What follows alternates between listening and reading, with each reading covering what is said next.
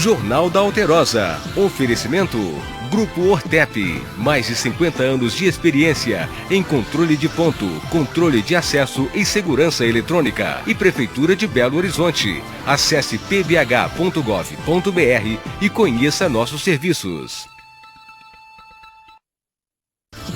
Olá, muito boa noite. Bem-vindos ao Jornal da Alterosa desta terça-feira, 16 de julho. Confira comigo os destaques de hoje.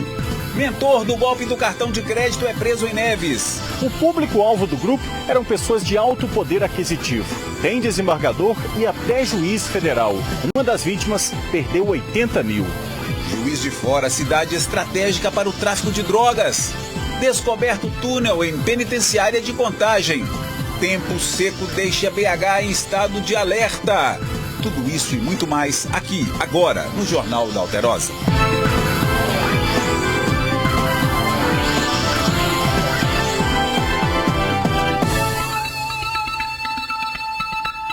Homem suspeito de ser um dos líderes de uma associação criminosa foi preso em Ribeirão das Neves, na região metropolitana de Belo Horizonte. Ele atuava com outras pessoas no golpe do cartão de crédito. Médicos, juízes e até desembargadores estão entre as vítimas. Frederico Johnny Pereira Bittencourt, de 27 anos, chegou na delegacia de cabeça baixa e demonstrando uma certa timidez. Comportamento que, segundo a polícia, não condiz com a audácia do homem que é apontado como um dos líderes de uma organização criminosa que, além de falsificar documentos, aplicava o golpe do cartão de crédito. O grupo ligava para a casa das vítimas informando sobre uma movimentação estranha no cartão de crédito e que o mesmo deveria ser cancelado. Quando a pessoa achava que desligava o telefone e ligaria para o 0800 do banco, eles travavam o telefone. Possui um mecanismo, né? Tem alguns por aí, nós já estamos investigando, que ele trava a linha da vítima. Então, ao digitar o 0800, na verdade, ela está digitando, é um número que vai levá-la, guiá-la para a boca da hiena, né? Para a boca do criminoso. No setor de cancelamento, uma voz feminina, em geral uma voz feminina, atende e diz à vítima que o cartão dela será cancelado e, para tanto, ela precisa digitar a senha do cartão, coisa que a gente faz todo dia ou diariamente. Ela então digita a senha. E então, para concluir, a pessoa lá, a voz feminina, pede a ela que corte o cartão ao meio, coloque o envelope e redige uma carta singela, rápida, constando nessa carta que ela foi informada, acionada pelo banco, em virtude de uma movimentação estranha em seu cartão, para que esse cartão seja objeto de investigação por parte da polícia. Depois que as vítimas eram convencidas por telefone, entrava em ação Jonathan Oliveira, que usava essa moto para ir até a casa das pessoas para buscar o chip do cartão de crédito. Tem compra de 50 mil reais quase de uma única vez. A vítima, então, neste momento, percebe que foi engodada e caiu num golpe. Muitas, inclusive, nem aparecem, por causa da vergonha, de se achar culpada, e não são. Você, vítima, que está ouvindo isso aqui agora, não se sinta culpado. O golpe ele é difícil de ser detectado. O público-alvo do grupo eram pessoas de alto poder aquisitivo. Tem desembargador e até juiz federal. Ainda de acordo com a polícia, a quadrilha agia há pelo menos 3 anos. O prejuízo pode passar de R$1 milhão. Uma das vítimas perdeu 80 mil. Jonathan e outras 3 pessoas estão foragidas. Além de Minas Gerais, a quadrilha tem ramificações em outros estados. Na casa de Frederico, a polícia apreendeu uma impressora que era usada para falsificar documentos, celulares, videogame com uma cadeira sofisticada, um computador, máquinas de cartão de crédito e outros objetos. Delegado, como não cair nesse golpe? Quando você desligar o telefone e for efetuar a chamada no 0800 do cartão, não ligue do mesmo telefone. Utilize um celular ou um outro número qualquer, mas, sobretudo, procure ter um bom relacionamento com o seu gerente, inclusive guardar a voz dele, memorizar a voz e chame para esse gerente, como aconteceu com uma vítima, que por um acaso, por sorte, ela chamou pelo celular e descobriu naquele momento que se tratava de um golpe e escapou. A Polícia Rodoviária Federal apreendeu 23 tabletes de pasta base de cocaína durante uma operação de rotina em Pirapora, no norte do estado. A apreensão aconteceu próximo à ponte do Rio São Francisco. A droga estava em um Chevrolet Cobalt de cor branca, com placas de Uberlândia. O veículo era conduzido por um motorista de 38 anos, natural de São Paulo. Ele estava acompanhado de uma jovem de 18 anos. Os dois ficaram nervosos com a abordagem dos policiais e levantaram suspeita. Nas buscas, foram encontrados no painel do carro 23 tabletes de pasta base de cocaína com peso aproximado de 23 quilos. O motorista informou que saiu de Jaú, em São Paulo, e tinha como destino a cidade de Ilhéus, na Bahia. O casal foi levado para a Polícia Civil em Pirapora. Alerta na zona da Mata Mineira. Juiz de Fora está na rota do tráfico de drogas. A cidade polo da região estaria sendo usada como caminho alternativo para escapar da polícia. Para fugir de fiscalizações, a rota escolhida seria pela BR-267, que passa por Juiz de Fora até chegar na capital fluminense. De acordo com a Polícia Civil, essa estratégia estaria sendo utilizada por criminosos para o transporte de grandes quantidades de droga. Parte da droga fica na cidade, mas a gente percebe que a maior parte da droga vem descendo para o Rio de Janeiro. Eles têm usado a região rural, que é uma região isolada, parar a droga, ficar poucos dias lá esperando o melhor momento de levar essa droga para outras cidades, sendo que no caso o estado do Rio de Janeiro, pela proximidade, é o destino mais comum. E o que nós percebemos é que a origem, em regra, é que essa droga vem vindo do Paraguai. De acordo com a PRF, além de estar na rota do tráfico, Juiz de Fora também virou um ponto de parada. Para aumentar a fiscalização, a Polícia Rodoviária Federal de Juiz de Fora vem realizando um trabalho unificado com a PRF de Petrópolis, no estado do Rio de Janeiro, que teve início no dia 8 de julho. Desde que os trabalhos em conjunto começaram, aproximadamente 2 toneladas de drogas foram apreendidas nas rodovias da região. No dia 8 deste mês, a PRF encontrou 486 quilos de maconha escondidos no teto de um caminhão que passava pela BR-267. O veículo vinha do Paraná. 3 dias depois, também na BR-267, um homem transportava 400 quilos de droga. Ele passava por Lima Duarte quando foi preso e dirigia uma caminhonete que também vinha do Paraná. No dia seguinte, foram apreendidos cerca de 1 tonelada e 200 quilos de maconha. Desta vez, a apreensão aconteceu na BR-040 em Juiz de Fora. De acordo com a PRF, o material vinha do Mato Grosso do Sul. Foram 3 ações conjuntas e 3 apreensões, totalizando aí quase 2 toneladas e 200 quilos de droga. Os casos foram encaminhados para a investigação da Polícia Federal. Nós investigamos toda a parte do tráfico de drogas, da associação para o tráfico, outros crimes correlatos como porte de arma ou a venda também de armas, né? E agora a lavagem de dinheiro. Isso ajuda bastante não só a identificar todos os integrantes da quadrilha, como inclusive nos permite apreender os bens que eles tenham conseguido ganhar, né, e comprar com o dinheiro do tráfico. E o tráfico de drogas inova na capital. Acredite se quiser, a polícia apreendeu no bairro Santa Cecília, na região do Vale do Jatobá, o que está sendo chamado de kit maconha. Foi durante uma operação na Avenida Solferina Rite Passe, número 70. 2 suspeitos tentaram fugir ao serem abordados pelos policiais. Eles tentaram despachar uma sacola de mão que acabou apreendida. Para surpresa dos militares, foram encontradas 91 buchas de maconha, celulares e dinheiro, além de 31 kits montados com a droga, um isqueiro e uns chicletes. Os 2 homens, identificados como Brendon Fernando dos Santos Moreira e Matheus Elias dos Santos, receberam voz de prisão e foram conduzidos para o Ceflam 3. Agentes de segurança penitenciária do complexo Nelson Hungria, em Contagem, encontraram um túnel ainda em construção próximo ao muro do presídio. A repórter Etel Correia tem os detalhes. Muros altos e muitas guaritas de segurança, algumas sem agentes na vigilância. A penitenciária Nelson Hungria, em Contagem, abriga presos de alta periculosidade, mas acumula casos ousados de tentativas de fuga.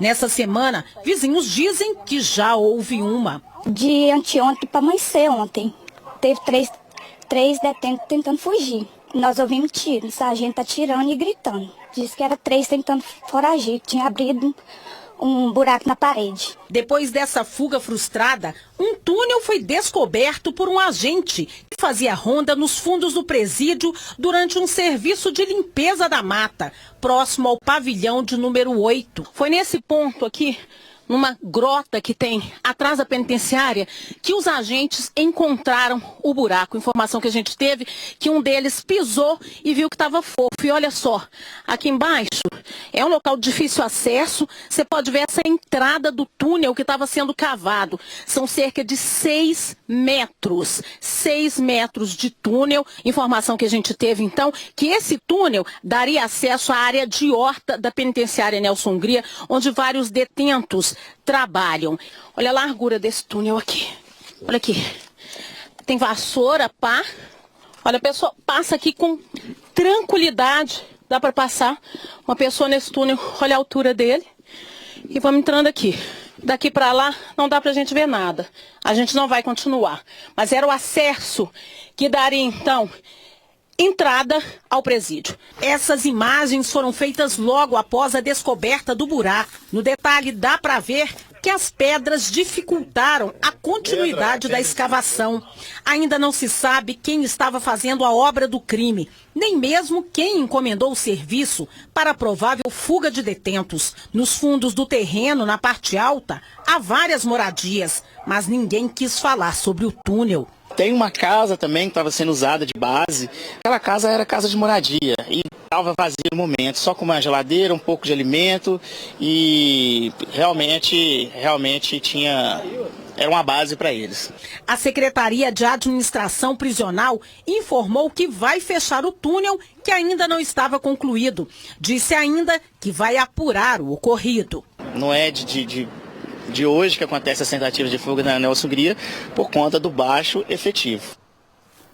A Secretaria de Estado de Justiça e Segurança Pública informou que o túnel não chegou a atingir a parte interna da unidade e não há risco de fuga de presos. O local será aterrado. A direção da unidade irá apurar internamente o ocorrido. E a comunicação mineira está de luto. Morre aos 89 anos Hélio Amoni. Amoni entrou para o grupo dos Diários Associados em janeiro de 1959 como contador do jornal Estado de Minas. Em pouco tempo assumiu a gerência administrativa e financeira de televisões, cargo que ocupou até julho de 1980, quando se deu a revogação da concessão da TV Itacolomi. Com o fechamento da emissora, Amoni foi nomeado superintendente de finanças da SA Estado de Minas. Em fevereiro de 1991, assumiu a diretoria de finanças dos Diários Associados em Minas. E em dezembro de 1992, ele foi eleito condômino do maior grupo de comunicação do Estado. Hélio Amoni deixa esposa e 4 filhos. Ele estava internado havia 2 semanas e morreu vítima de uma insuficiência respiratória. Nessa época de tempo seco, tudo contribui para o risco de queimadas. Segundo o Instituto Nacional de Pesquisas Espaciais, INPE, nas últimas 48 horas foram registrados no Brasil 933 focos. Em Belo Horizonte, o fogo consumiu no último final de semana uma grande área da Serra do Curral, um dos cartões postais da capital. Em Varginha, o fogo, em uma mata, mobilizou 3 equipes dos bombeiros e deixa um alerta: é preciso reforçar a prevenção. O fogo começou por volta de 1 da tarde e em pouco tempo se alastrou por toda a vegetação. O Everton trabalha em uma clínica médica que fica bem ao lado e da janela da sala dele viu as chamas se aproximarem. E o fogo veio muito rápido, não deu tempo da gente ter algum plano de pegar o hidrante, a mangueira para ligar, para jogar água ali, para tentar apagar, como já aconteceu anos anteriores. Em questão de minutos, todo o quarteirão ficou tomado pela fumaça. Uma funcionária da clínica chegou a passar mal e teve que ser levada para o Hospital Bom Pastor. 3 equipes dos bombeiros trabalharam na contenção das chamas por cerca de 1h30. Foram gastos aproximadamente 10 mil litros de água. Ele se tratava de uma área de baixada do tipo buracão, com uma vegetação de algumas árvores, bambuzais, então uma vegetação bem densa, num terreno de difícil acesso. Então o fogo tomou grandes proporções, né, mas não chegou a atingir nenhuma residência, nem causar maiores danos materiais, não. Muita vegetação queimada, permanece no local ainda muita vegetação a ser queimada, então o risco para as pessoas que moram ao redor permanece até que seja feito um acero adequado dessa vegetação. Até o momento, não se sabe ao certo o que causou o incêndio.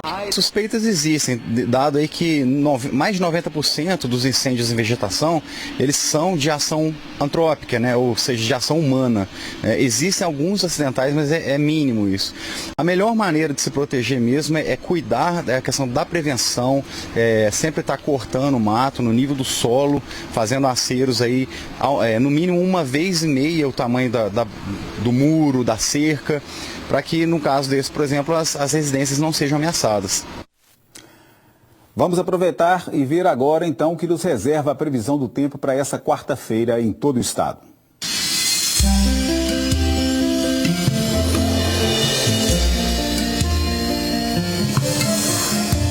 Céu claro com poucas nuvens no Triângulo Mineiro. Há possibilidade de geada no sul do estado. A névoa fica seca no norte e nas demais regiões, tempo parcialmente nublado, com névoa úmida. Em Belo Horizonte, mínima de 12 graus, máxima de 25. Em Grão-Mogol, mínima de 8, máxima de 32. Em Jacinto, mínima de 10, máxima de 30 graus. Nanuque, mínima de 12, máxima de 28. E Barbacena, mínima de 6 graus, máxima de 24 graus. Você vai ver depois do intervalo. Calamidade, uma rua sem rede de esgoto, iluminação e asfalto em Venda Nova. A telespectadora Patrícia Amaral nos mandou um vídeo de uma rua no bairro Santa Inês. Ela denuncia que os moradores vêm sofrendo com uma água suja e mal cheirosa que viria de um edifício na rua Carmésia, número 931.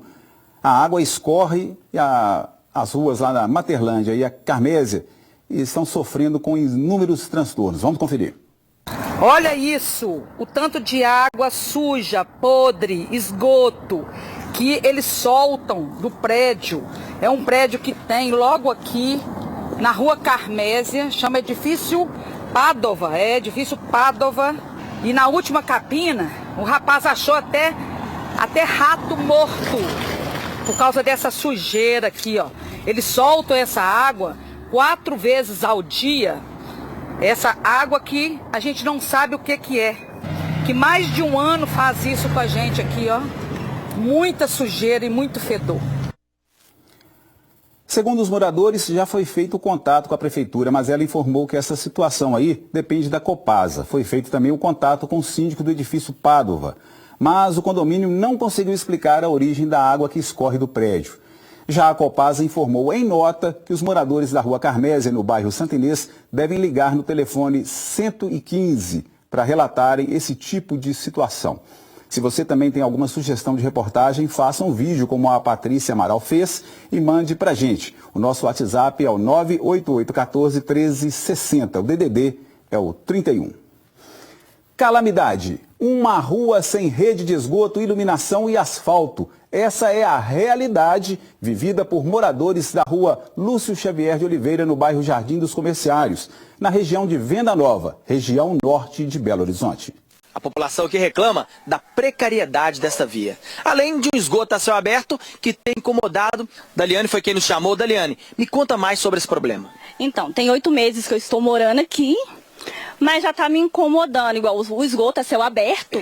A rua de cima é tanto que ninguém tem instalação de esgoto, vem tudo, passa aqui, passa na minha porta e na porta da minha vizinha. É esse esgoto aí o tempo inteiro, a gente está em casa ali almoçando e o esgoto tá aí, quando chove é pior ainda, porque a água desce trazendo tudo da rua de cima que vem de esgoto, a gente morre de medo desses barrancos aí, né, porque estão sempre encharcados de água, de vez em quando cai um aí e a gente convive com isso aí há 26 anos já. Alguns trechos aqui da rua Lúcio Xavier tem asfalto. Algumas pessoas têm asfalto na porta de casa.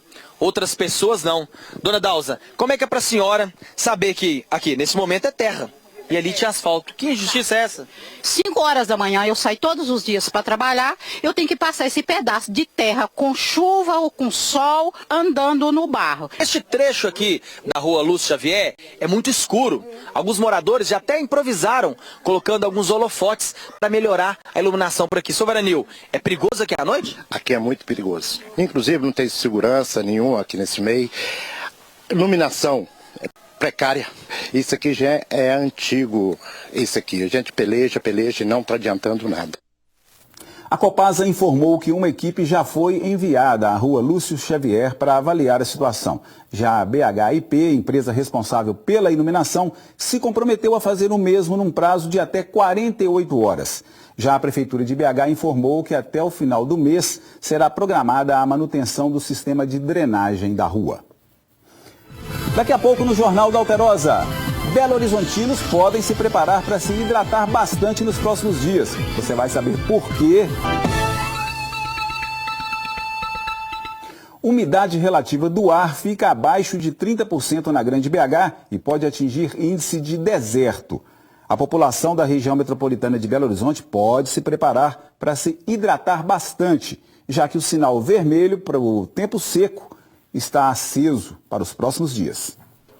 Entre maio e setembro, a população de BH precisa ter uma atenção redobrada em relação ao tempo. A presença de uma massa de ar seco, a falta de umidade no solo e a radiação, que ainda é alta nesta época, contribuem para a queda nos índices de umidade do ar. Nesta segunda-feira, a Defesa Civil chegou a emitir um alerta em relação ao tempo seco. E para se proteger, é preciso adotar algumas medidas. Tomar bastante água, né? Pode lavar e aplicar soro fisiológico nas narinas para ajudar a limpeza e umidificação também. Cuidados com a pele, então hidratação da pele, hidratação dos olhos. Tem algumas pessoas que têm uma sensibilidade maior, então tem colírios de lágrima artificial que podem ser utilizados, né? Mas a hidratação é o principal. Os idosos e crianças exigem mais cuidados, pois são mais suscetíveis a doenças respiratórias. Soro no nariz, né, para lavar com a seringa. Dá água o dia todo, que a mãe dele trabalha, então não dá para ficar dando leite. Mas então a gente fica dando água para eles mais vezes ao dia e em casa a gente tenta umidificar o ambiente. Outra orientação importante é em relação à prática de exercícios físicos. Segundo os especialistas, o ideal é que a atividade seja feita antes das 10 horas da manhã e depois das 5 horas da tarde, sempre com roupas leves e sem esquecer de beber muita água. Porque aí a gente tem uma melhor disposição também e não prejudica a prática esportiva. Segundo a Organização Mundial de Saúde, o índice de umidade no ar considerado ideal é de 60%. Quando fica entre 21% e 30%, é o chamado estado de atenção. Entre 12% e 20%, estado de alerta. E abaixo de 12%, estado de emergência. Em Belo Horizonte, a umidade está em 22%. De hoje para amanhã vai estar passando uma frente fria pelo litoral da região sudeste. A umidade relativa do ar deve melhorar um pouco na quarta e na quinta-feira, mas ela volta a cair novamente, principalmente no final de semana, porque uma nova massa de ar seco vai estar atuando aqui para nós. Então devemos esperar uma queda da temperatura, mas a umidade relativa do ar vai permanecer baixa não só na região metropolitana, mas em boa parte do estado. E para fechar a noite de hoje, imagens do eclipse lunar, que já pode ser visto em todo o Brasil. O eclipse ocorre de forma parcial. O ápice foi há pouco, às 6h30, horário de Brasília. Diferente do eclipse solar, que ocorreu no início do mês, o lunar não precisa de equipamento para ser observado, podendo ser visto a olho nu. O fenômeno ocorre quando o Sol, Terra e Lua se alinham e nosso planeta faz sombra sobre o satélite natural. O próximo eclipse lunar ocorrerá apenas em janeiro de 2020, mas desta vez não poderá ser visto do território brasileiro. No total, o fenômeno astronômico terá duração de quase 6 horas. A fase de umbra será de apenas 2 horas e 58 minutos. O Jornal da Alterosa fica por aqui. Você assiste agora as notícias do país e do mundo no SBT Brasil. Amanhã estaremos de volta a partir das 7h15 da noite. Para você, um abraço e até lá.